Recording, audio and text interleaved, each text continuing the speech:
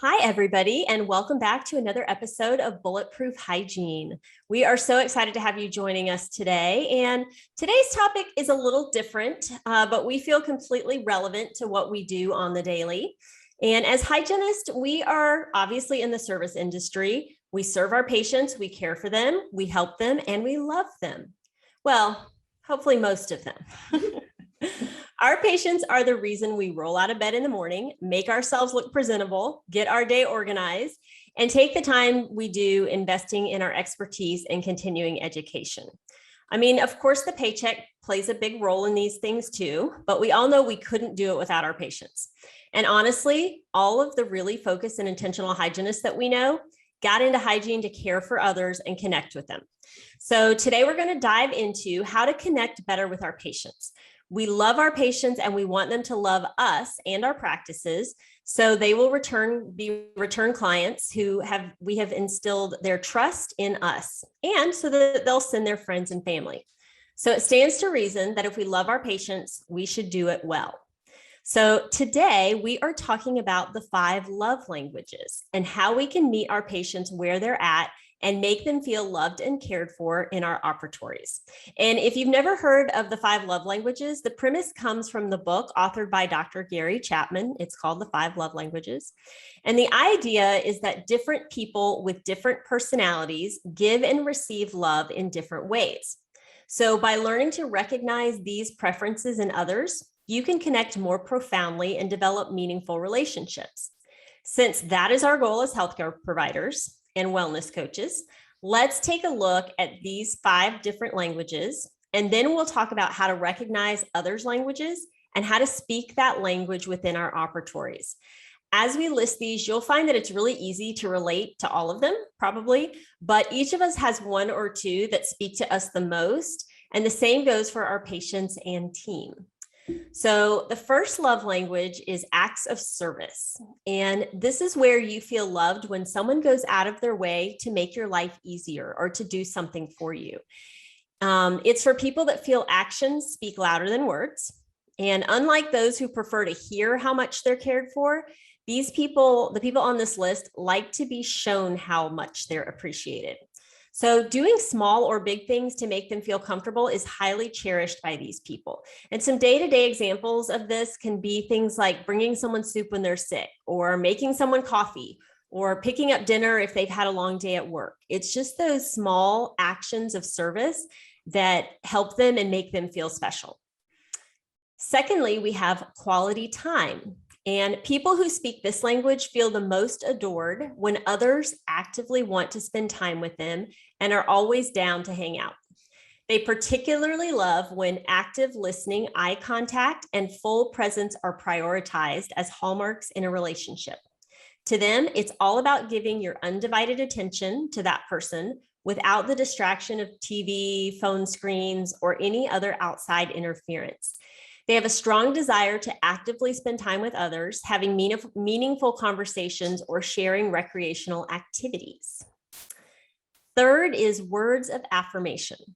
This language means you value verbal acknowledgments of affection, compliments, words of appreciation, verbal encouragement, and often frequent digital communication like texting and social media engagement. Written and spoken shows of adoration matter the most to these people. These expressions make them feel understood and appreciated. Fourth is gifts. And gifts is a pretty straightforward love language. Those with this gift feel loved when people give them visual symbols of love. And it's not necessarily about the monetary value, but the symbolic thought behind the items. So people with this style recognize and value the gift-giving process, the careful reflection, the deliberate choosing of the object to represent the relationship, and the emotional benefits from receiving the present. These people enjoy being gifted something that is both physical and meaningful, and the key is giving them things that matter to them and reflect their values, not necessarily yours. The last love language is physical touch. So as babies, we know love when we are held, kissed, and touched by our parents and family. This language extends to those same physical cues and the connection they bring. Those who speak this language feel loved by physical touch.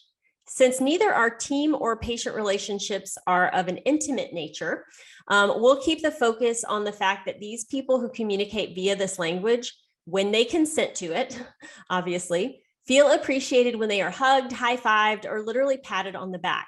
The value of the feeling of warmth and comfort that comes with physical touch. So the concept around these languages is that once we know how others are wired, we can meet them where they're at and connect with them better, making them feel loved and appreciated. And we know that we spend hours a day doing our best to foster trust with our patients. So what better way to show them you care and meet their needs than to love them where they're at and with the method that speaks to them best. When we meet our patients' needs in their preferred language, we make patients for life. So here's the tricky part. I doubt that any of us have the 5 love languages quiz on our medical history, because that would be weird. You guys don't have that, right, Britt? No, but I wish that we did actually. That would be helpful, right? So helpful. So instead, we've got to use our powers of observation, really listen to our patients, observe, and test out a few strategies to get to know our patients and see what they respond to. So we're going to transition this to our appointment time and look at some real life applications for how to identify the languages and then how to speak it from a clinician's standpoint.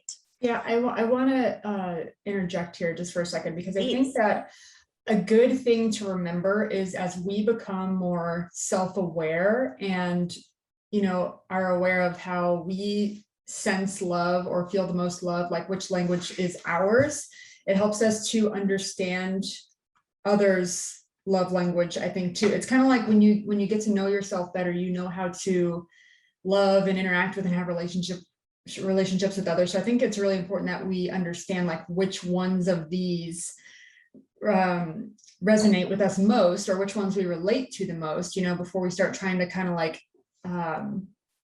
what's the right word, like interpret which of these is our patients, most kind of thing. And this will boil down, I know, eventually to kind of mirroring and matching to some extent. It's like the really, really in-depth version of mirroring and matching. Like mirroring and matching is more superficial, like a person changes their tone of voice or their physical position or stance, or they crossing their arms or they not, and then you kind of mirror and match that to make yourself more like that person, and therefore they sense that they like you more and that you have quicker and more rapport with them. That's kind of like the superficial version of this.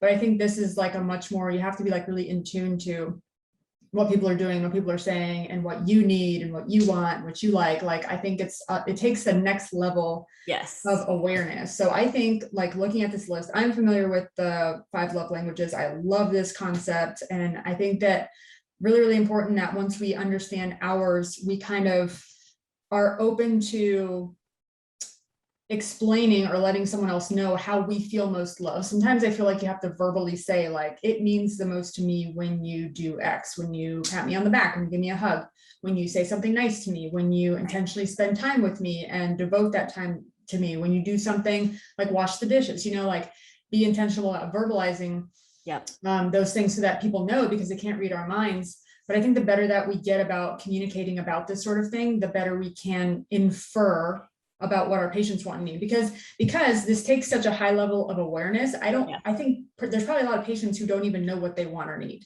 Right. So us being able to determine that and kind of like read into that mostly accurately is going to, encompass a lot of this awareness. Yeah, for sure. By the way, which one do you think that, I know which one I am, and I think I know which one you are. Which one would you say speaks the most to you, or when your friend does X, which is the thing that makes you feel the most loved? Mine is absolutely 100% quality time. Yeah. Yeah. Mine is too. I mean, it makes sense because we both like have to talk to each other on the phone every day. We have to FaceTime. We have to text each other. We have to have, podcasts. When we leave off the podcast, we say how much we're going to miss each other. Like, clearly quality time is a big thing. And I feel that for a lot of people, maybe it's a smaller thing. I think that we all, have parts and pieces of all 5 love languages, or we appreciate parts and pieces of all 5, but definitely for me, quality time is the most too, and I think for me, the second one would be gifts. Okay. And I think this is actually a distorted one, because as a kid, I felt like the kind of gift that I got from someone indicated how much they loved me or how much they valued me or how valuable I actually was as a person. And a lot of that comes from getting crappier gifts than my sisters. So this is like becoming Psych 101, dive into therapy. But I think that this is where some of the things come from. But, you know, just interesting to look at what our own love languages are. And the most interesting thing about this list to me is that these are the things that make you and I feel most loved, but they're not the things that make everyone else feel the most loved. And we have to love others in their love language, not in our love language. And this is the thing that people miss. Oftentimes. Oh, exactly right. And what's funny is you just talked about your childhood. And as I was preparing for this podcast and doing some reading, one of the suggestions was, if you really want to know what somebody else's love language is, have them tell you their childhood stories, have them tell you about, you know, their upbringing, because that's where a lot of this comes from. And so, you know, I think for me, quality time for me, I grew up, you know, military brat with my mom and my stepdad, and they were there physically, but I just didn't feel like there was a really strong connection. Hopefully my family doesn't listen to my podcast. This might be awkward. But I had a really close relationship with my dad, my biological dad, and I saw him for holidays and summers. And so when I went out to see him, we had the best quality time. You know, we did things together. We were, you know, talking and engaged, and he was interested. And so I think for me, that's where that came from. And then my secondary one is words of affirmation. And I think looking back again, I was really involved in sports, and I was always playing a sport. I loved being part of a team. That was, again, I needed that connection that I wasn't necessarily getting at home. And so words of affirmation, I just remember, you know, when my coach and my teammates would say, way to go, or great job, or, you know, I wasn't ever the best on the team, but I tended to get a lot of at the end of season awards for most improved.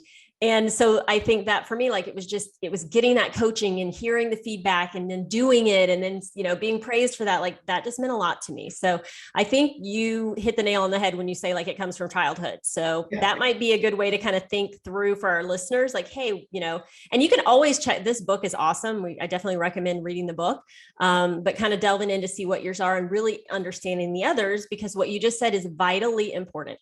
Because here's the thing. Most people tend to speak their own love language to others. Right. They love people in the way that they like to be loved instead of the way the other person wants to be loved. Yeah. It's what they value most and what they want most. So they assume, you know, that speaks love to other people. And so, you know, if you're a gift person and you give somebody else this like really meaningful, extravagant gift, but they're more of like a, you know, quality time person, they may be like, oh yeah, thanks, but it doesn't mean as much to them. Right. They don't feel loved when they get there. Just like, oh, that's nice. They're appreciative, but they're appreciative. They just don't feel love from you. And they might still feel like your relationship isn't very good or very strong. And I know that this is definitely the case for me. Like if I don't spend quality time with someone, I've had people where I'm just so confused because they're like, oh yeah, Brittany's my best friend. And I'm like thinking like, when have we spent time together? And like in their brain, they're like, oh yeah, but you know, we exchanged gifts and she said this nice thing about me. And I said this, so maybe their love language is different. And so they perceive we have a much deeper relationship than I perceived we did, you know, and I'm like constantly confused about these things, but, but, you know, I think that just stems from this. And I want to just piggyback on what you said about the childhood thing. It seems like our love languages can stem from what we remember most fondly and how when we felt most loved, or maybe where we felt the biggest void in child, like what didn't we get kind of thing, you know? So I think it's important when we're looking back to kind of like consider both of those things, because I think that mine definitely stemmed from the void, the absence of things. Like what I value now most is what like I really didn't get enough, you know, as a kid, or what I wish that I would have got more of, even if no one else knew that, you know? So I think it can come from both things. Yeah, I've agreed entirely. So all of that to say, first, we recommend getting to know these 5 different languages well, knowing where you're coming from, but so that you can run them through your head as you're interacting with your patients and your team. And that's a really great place to practice this concept and build a great team culture, is understanding that of your teammates so that you can speak their love language to them. Because, you know, our team is a family. We spend more time with them than we do with our families during the week. So this is a really great place to practice that as well. So once you've got them down, Start looking for signs from those around you to see what you can identify. And I know that some of our patients come in very stoic and stiff because, as we know, the dental office can create a lot of anxiety and fear, and people have their guard up. So they're not truly being themselves. So it may take a few visits to get to know someone well enough to identify their language. And thankfully, being the hygienist, we get to see them most and spend the most time with them, which can make this easier for us. Mm-hmm. So I want you to pay attention when a patient comes in and compliments you, hey, your hair looks great today, or makeup looks awesome, or asks, how your life is going and cheers on your accomplishments or encourages you in any way, because these are your words of affirmation, people. If they're complimenting you and engaged and like encouraging you and what you're doing in your life, these are words of affirmation. So these are the patients that you want to celebrate verbally when they've got great home care and they followed your instructions from the last visit. You want to make a big deal of that and really celebrate that verbally. They're the ones you want to encourage that we can do what it takes to get them healthy, and that you're so grateful that they are in your chair and doing what they can to get themselves healthy. Tell them you're proud of them for their efforts and investments and that they are really paying off. These are the patients that you may want to send some handwritten notes to when they have big, exciting life events like graduations, promotions, weddings. And don't hold back with your words and make it all about, you just want to make the whole appointment about them as you go through it. Talk them up to the doctor when they come in for the exam and share their life events or accomplishments so that the doctor can chime in too. Those patients will leave feeling seen, heard, loved, and celebrated, and you better believe they'll be back for more. So that's how to identify the words of affirmation. When you have a patient that comes in and talks about a special gift their husband bought them for their anniversary, or you've ever had a patient bring you a gift, then you know that that's an important thing to them. Understand that this love language, again, it's not about materialism, but about feeling valued by the thought and gesture. We can give our patients some, so this is like a little bit out of our comfort zone, and it just depends on how your practice is set up and what you guys do. And this may be just a talking point for your team. Be like, hey, what could we do for those patients? But we can obviously gift our patients with home care tools, rubber tips, proxy brushes, toothbrushes, or practice merchandise if you have it. I know we have, ball caps and beach towels and that kind of thing that we can give. We do baby onesies for those having new babies. We do keep wine stocked in the office and some dinner cards for those with really big life events like weddings or big anniversaries. And then we give our Atlanta Dental Spa branded toothbrushes to all of our new patients to say welcome and thanks for joining the family. And so I just always say, that's one of the questions I ask at our new patient visit is, hey, what does home care look like for you? How many times a day are you brushing? Are you flossing? Do you use a water pick? Like, what is your true norm? And, they'll share what they do. And I'll say, when you're brushing, are you using electric or manual? And I'll say, well, actually, just so you know, we value you being here so much with us. And we're so excited that you're joining our family that we wanted to welcome you with a gift. So you are leaving with a new toothbrush today. And we just want it to be something that sets you up for success long-term. So I talked to them about how to use it and all of that, but that's, for those gift kind of people, that's important to them. And then we also give referral gifts to those who refer their friends and family. So we have a lot of options for gifting for that. And just within our practice in general. And we just got to pay attention to who seems to really thrive in that language and meet them there with a little something special.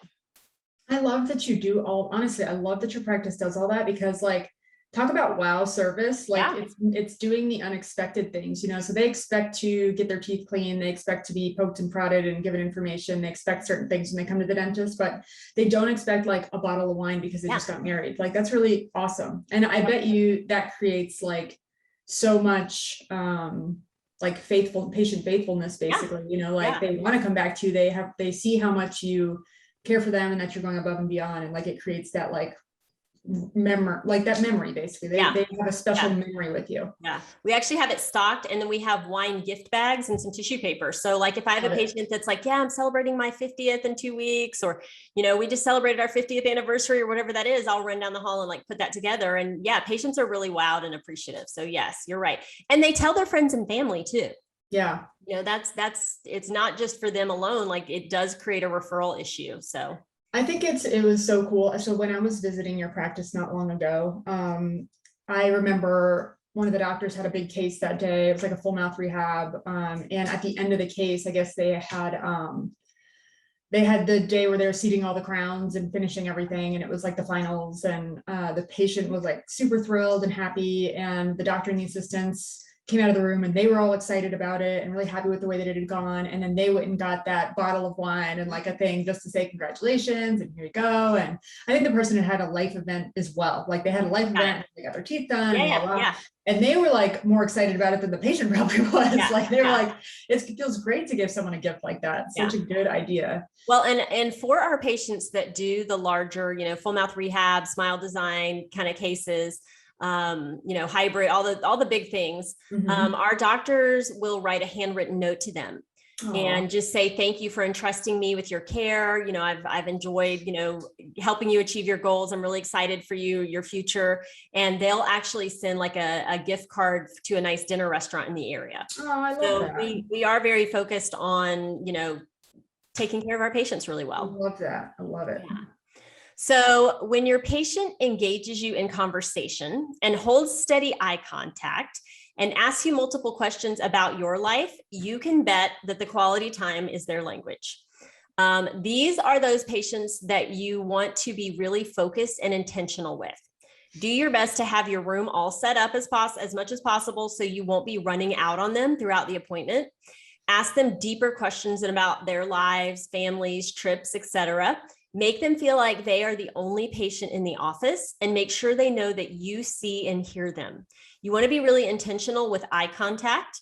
And with these patients, it's better to come across as not rushed or distracted by the other issues in the office. If they leave feeling like they really enjoyed their time with you, then you've won them over, and they will send their friends and family to get loved on too. And, you know, this can be hard. Obviously, we know how our day goes. We know how busy we get. We know how things run. But, you know, and just a side note idea is, as you really start paying attention to this and doing this, you know, you may want to have a little code letter in your chart notes that you know who this patient is, what their love language is, so that you can really meet them there every time. I love that. That's a great idea. Yeah. And especially so if you have like, you know, QT in their notes, you know, like, okay, I got to have everything set in this room. I don't want to have to leave the room for them. I want them to know I'm here for them. So then if you have a patient that shares stories with you of helping others, you know, they talk about, you know, they work at, you know, a service outing or things like that, or they offer to help you with even little things in the appointment. So honestly, I've had patients offer, like if I drop something, they're like, oh, let me get that for you. Or when I ask them what channel they'd like to watch, they literally ask me like, well, what do you want to watch? Like I'm watching your mouth. So I want to watch your mouth as I work on it. But when I see and hear kind of that, then I know I've got somebody who thrives on acts of service.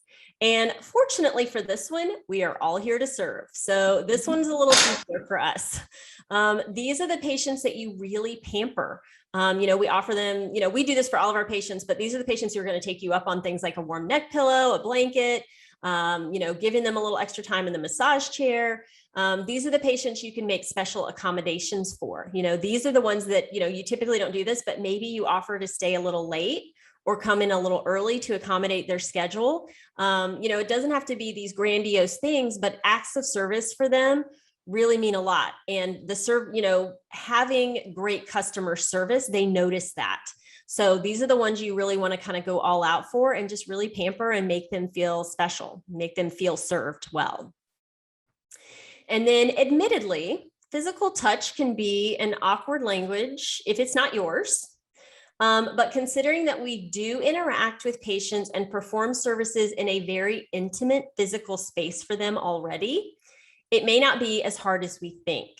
I'll say that I think you obviously only do what you feel comfortable doing, right? That goes without saying. But when you have a patient that goes in for a hug or pats your arm or cups your shoulder, this is likely one of those patients that speaks the physical touch language. These are the patients that we can rest our hand on their shoulder or hug them at the end of the appointment or when we greet them, and they get that warm, fuzzy feeling that's very meaningful to them. Mm-hmm. And I have a couple of patients, and I've seen them for years. I love them dearly, and I'm totally good with it. But I have a couple of patients that I just bond really well with, and they're female. I would think this was odd if it were a man, honestly. But as we're talking and, I'm cleaning and we're talking life things and we're just connecting, they will literally like reach up with their hand and like cup my shoulder a little bit while we're talking. And at the first few times I was like, this is kind of weird, but I was like, they just feel so connected, and that is the way they communicate. And I'm totally cool with it. So I know, like, when things like that happen, then I know at the end, like, I can go in for a hug and they're totally going to love that. So yeah, this is probably the hardest one, right? Because there's like, we're professionals, and there's that line of not crossing the line.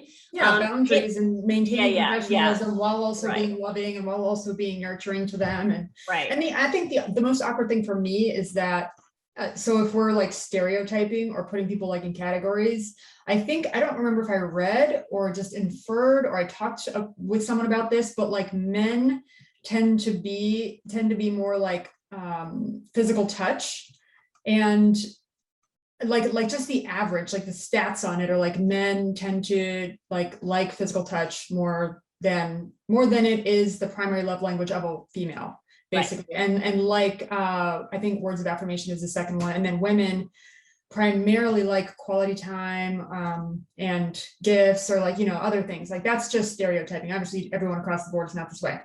Right. But what's so interesting is I think that most of my patients who want to give me a hug are usually men. And then I have to do the awkward loops hug of like, don't press my side hug, the side hug, like the church hug kind of thing and that. But I've had some females though, as kind of like you're describing, when they touch your shoulder. I've had some female patients when I'm like, next to them explaining something, they put their hand on my lap, not in a weird way, but just like, I see what you're saying. Like, they're just like trying to relate and connect with me kind of. So you can definitely tell who those people are. And then you can do the awkward loops hug, especially in the day of non-COVID, which is hopefully in the near future here. Right. I hope so. And this is kind of a side thing. Like, this isn't necessarily about love languages, but we just had this conversation yesterday in the morning as we were getting ready for our huddle. And I think it's applicable. It was interesting. One of our assistants was talking about something that a patient had shared with her that was like pretty personal. And she was like, sometimes I really feel like we're therapists. And I'm like, absolutely. And I said, but you have to think about this from a psychology standpoint. We really are, providing care in a very intimate and vulnerable place for them, like literally in their mouth. We are in there doing all the things where, our face is right up next to theirs. Like, they already feel like, they're very close to us. So I think there's something psychologically there that, because of that proximity and that care that they're getting, makes them feel like they can tell us all the things, because I'm sure you've had your experiences as well as patients telling you some really interesting life things, which I think is great. That means they're comfortable and that they, feel safe with you and they trust you. So I think that, it's a good sign when patients are doing that. Sometimes I have to work really hard on my facial expression to not look too surprised or reactive, but I think it's a cool thing that they do that, and that we do have the gift of being able to connect with them and share life with them.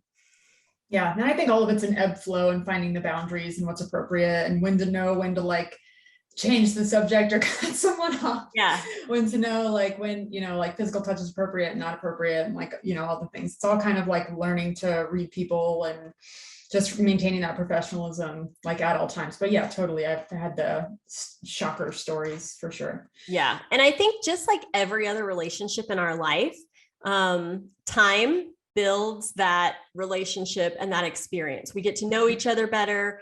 Like I said, you have some patients that'll come in the beginning and you'll have no idea what their love language is. They're just very stoic, and some people are just wired that way too. So it's hard to tell, but I think the more we get to interact, and I have a great example of this too, is I had a patient, he was in this week and he was in on the doctor's side, but I happened to pop up front to grab a printout of something and he was standing there and I said, "Oh, hey, how are you?"